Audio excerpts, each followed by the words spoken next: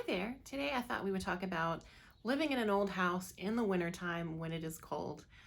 What are some tips and tricks, some strategies for yourself and for your home that you can be comfortable and not spend a ton of money? So, if you're new to my channel, I live in a 1920s kind of Victorian farmhouse, and that means I have wood floors on pier and beam and wood siding and 100-year-old windows. So, how do I make it? First of all, it is to dress for the season. If you're wearing a tank top and shorts and expecting to be comfortable in December or January, probably that's an unreasonable expectation.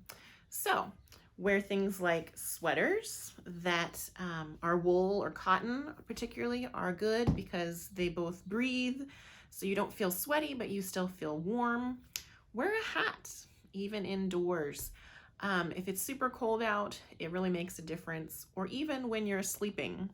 People used to wear sleeping caps or stockings on their heads when they slept, and I find that putting on a scarf or a hat if it's super cold out when I'm sleeping actually helps. So what kind of hats? Anything will work. This is a beanie hat. That is a winter knit hat. If you can get wool or cotton, this is actually polyester, but it is nice and thick. It is a winter hat. But any hat, even a newsboy cap or anything will work. So also to wear layers. So I have a sweater on, but I have a long sleeve shirt under this.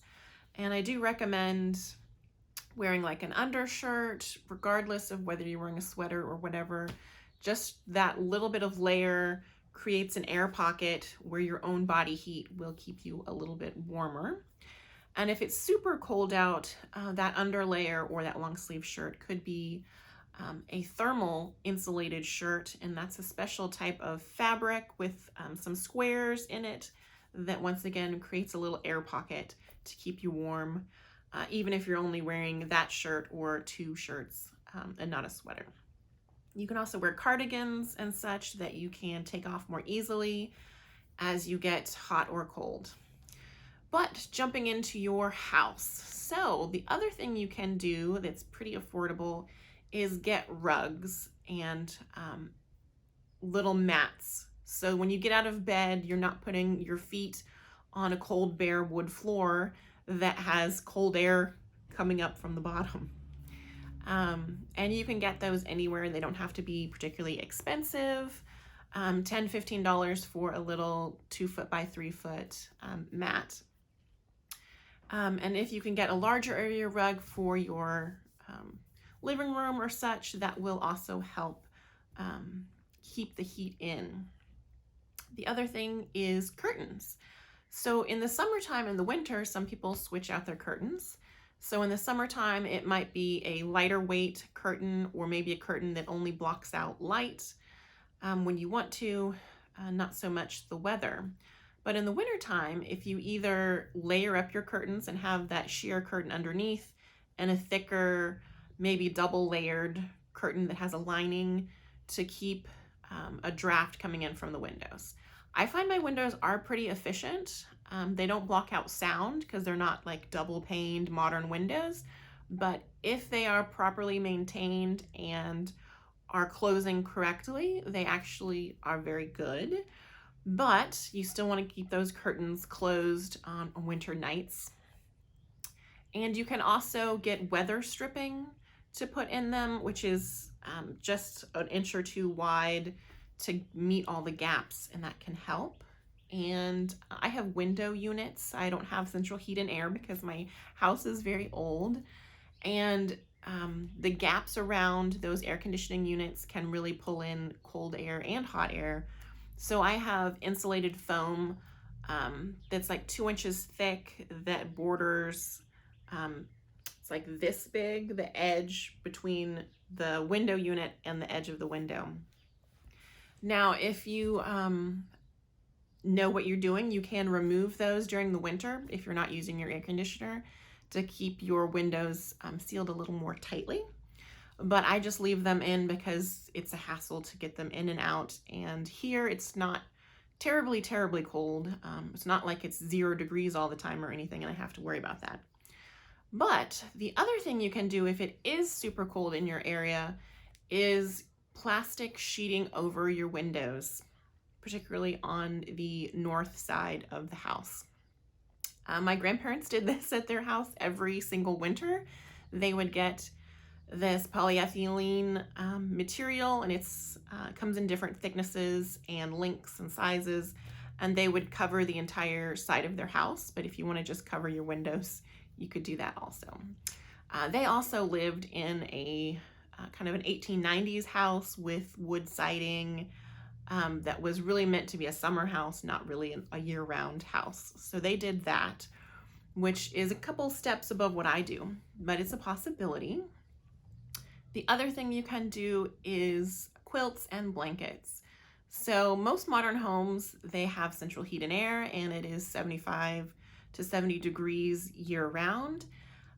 But here, honestly, it would be 60 or 65 unless I really cranked my heater up and I don't want to spend that much money. So I just put an extra quilt on my bed and I'm perfectly comfortable. The other thing you can do is get a heated blanket. I got one last year and I absolutely love it. It gets my bed warm. If I turn it on 20 minutes before I go to bed, you pull back the covers and you get in a nice, cozy, warm bed. I love it. My cats love it. The dogs love it. And it has different heating levels and safety features, so it does automatically shut off after a certain number of hours. And you can get throw size heating blankets for the living room, or if you're in front of your computer and you just want to keep maybe your feet and lap warm, that is really nice also. Let's see, other tips and tricks. Oh, house slippers, house shoes. Some people wander around their house barefoot. I don't do that even in the summertime because you tend to pick up dirt on your feet, and I don't like that. But in the winter, if your house slippers are fuzzy and cozy on the inside, then your feet stay nice and warm, and you're never touching a cold floor like a tile floor in the bathroom if you're slipping your feet back into some slippers. And socks. Socks, get the thick, nice, partially wool socks if you can afford them, and they will keep your feet nice and toasty. And the other thing is beverages. So there's a reason why in cold and damp places they drink a lot of tea, coffee, and hot cocoa. So every morning I have a cup of tea. I put a little bit of honey in it. You don't really have to load up on the sugar if you get a tasty kind of variety of black tea or green tea, or even an herbal tea or tisane infusion like peppermint or chamomile can be really nice. And that holding that warm cup and drinking that warm liquid really will keep you warm and get your mood going a little nicer in the morning. So if you have any tips or tricks on how to get your house ready for winter, get yourself ready for winter and the cold season, please leave me a comment below. And if you liked this sort of video and you want to see more, please give me a thumbs up and subscribe. Thanks for watching.